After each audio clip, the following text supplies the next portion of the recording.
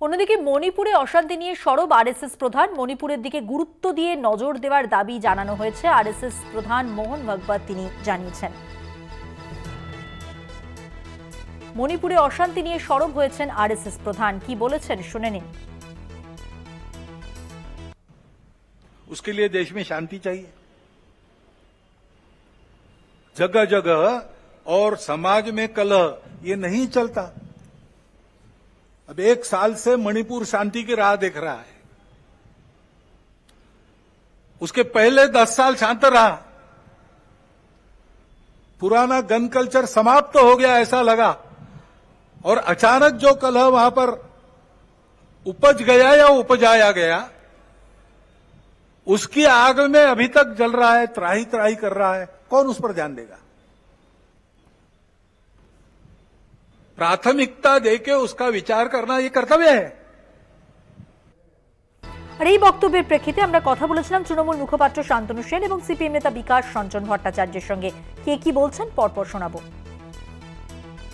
দেখুন, আরএসএস প্রধান মণিপুর নিয়ে বলেছেন, তার সাথে সাথে তিনি বিরোধীদের গুরুত্ব দেওয়ার বিষয়ে মন্তব্য করেছেন।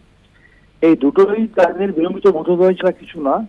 তার কারণ বিগত মাসের পর মাস মণিপুরে যখন আগুন জ্বলেছে, মণিপুরে মহিলাদের ধর্ষণ করে নগ্ন করে যখন প্যারেড করানো হয়েছে, তখন ভারতবর্ষের প্রধানমন্ত্রী লাক্ষাদ্বীপে স্নরকেলিং করার টাইম পেয়েছেন, কিন্তু একবারের জন্য মণিপুরে যাওয়ার সময় পাননি। তার খেসারত তাদের ভোটের ফলে দিতে হয়েছে। এবং বিগত 10 বছর ধরে নরেন্দ্র মোদীর নেতৃত্বাধীন স্বৈরাচারী, স্বেচ্ছাচারী, হিটলারি একটা শাসন ব্যবস্থা চলেছে। যে শাসন ব্যবস্থায় বিরোধীদের কণ্ঠ রোধ করে, পার্লামেন্টারি ডেমোক্রেসিকে ধ্বংস করে, যুক্তরাষ্ট্রীয় পরিকাঠামোকে টুটি টিপে হত্যা করে, গণতন্ত্রকে হত্যা করে একটা একনায়কতন্ত্র চালিয়েছে তারা।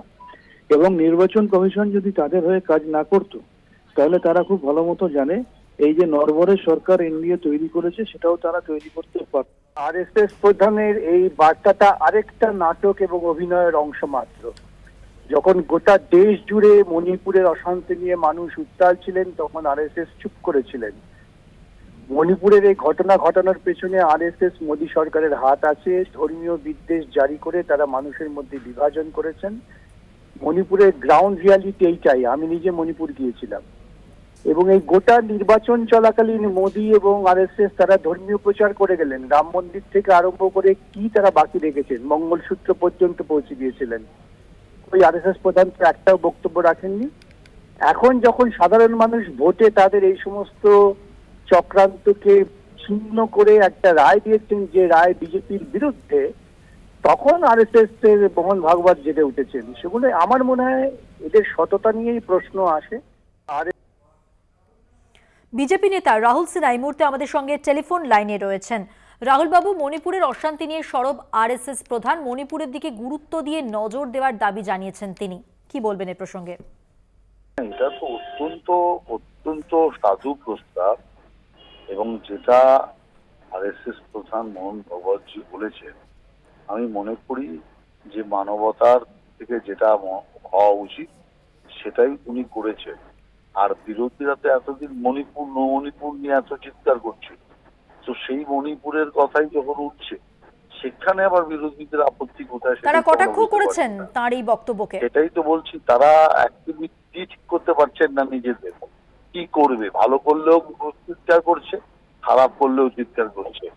দুর্ভাগ্য এটাই, কিন্তু আমাদেরকে ভালো করার কাজ করতে হবে, এবং তার জন্য যে পরামর্শ দিয়েছেন সেই পরামর্শকে পালন অবশ্যই সরকার করবে। অনেক ধন্যবাদ কথা বলার জন্য বিজেপি নেতা রাহুল সিনহা। তার প্রতিক্রিয়া আমরা শুনে নিলাম।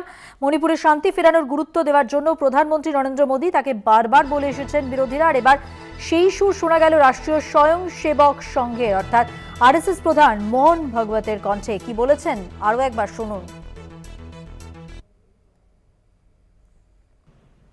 उसके लिए देश में शांति चाहिए,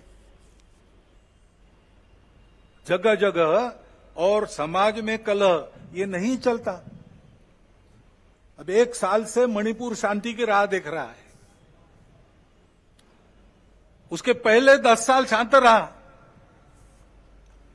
पुराना गन कल्चर समाप्त हो गया ऐसा लगा, और अचानक जो कलह वहां पर उपज गया या उपजाया गया, उसकी आग में अभी तक जल रहा है, त्राही त्राही कर रहा है, कौन उस पर ध्यान देगा?